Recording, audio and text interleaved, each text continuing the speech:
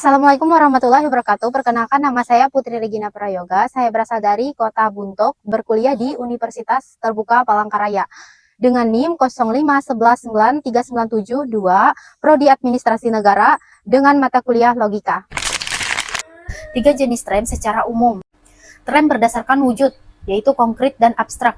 Trem konkret adalah istilah yang mewakili sesuatu yang nyata atau dapat diamati secara fisik oleh panca indera. Trem abstrak mengacu pada hal-hal yang tidak memiliki bentuk fisik seperti ide, perasaan, atau nilai-nilai tertentu. Contoh konkret seperti bangku, pohon, sepeda. Contoh abstrak seperti keadilan, cinta, pengetahuan. Trem berdasarkan ruang lingkup, yaitu umum dan khusus. Trem umum digunakan untuk menunjukkan sekelompok objek atau kategori luas. Trem khusus hanya merujuk pada satu individu atau objek tertentu.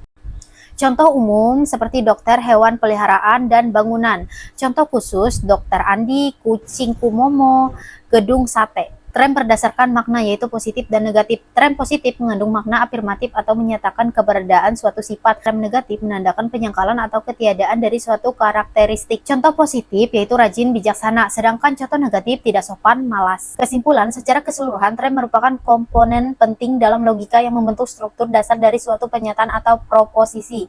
Klasifikasi trem dapat didasarkan pada bentuknya, yaitu nyata dan tak nyata, cakupannya luas dan khusus, serta sifat maknanya menyatakan atau menyangkal. Memahami berbagai jenis trem ini sangat membantu dalam membangun pola pikir yang logis, menyusun argumen secara sistematis, dan mengevaluasi pernyataan secara tepat dalam berbagai bidang ilmu. Sesat pikir merupakan kesalahan dalam proses bernalar yang tampaknya masuk akal tetapi sebenarnya tidak sah secara logika. Kekeliruan ini sering muncul dalam perdebatan atau argumen dan bisa menyesatkan audiens. Meski terdengar meyakinkan, jenis penalaran ini tidak dapat dijadikan dasar yang valid untuk menarik kesimpulan. Salah satu contoh bentuk sesat pikir yaitu serangan terhadap pribadi atau ad hominem, yaitu alih-alih membantah isi argumen, seseorang justru menyerang kepribadian atau latar belakang lawannya. Contohnya, pendapatnya tidak usah didengar, dia bahkan bukan sarjana. Cara menghindari sesat pikir, yang pertama, evaluasi argumen secara rasional. Periksa apakah suatu pernyataan didukung oleh bukti logis. Yang kedua, fokus pada ide, bukan individu. Jangan membiarkan opini pribadi terhadap orang mempengaruhi penilaian terhadap argumennya.